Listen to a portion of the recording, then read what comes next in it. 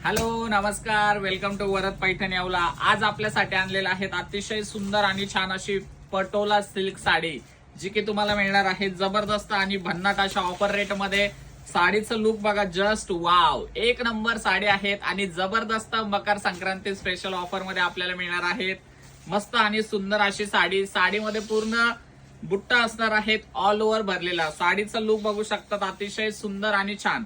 हा जातोय तुमचा नेस्ता भाग आणि हा असणार आहे तुमचा सेल्फ कलरचा ब्लाउज पीस।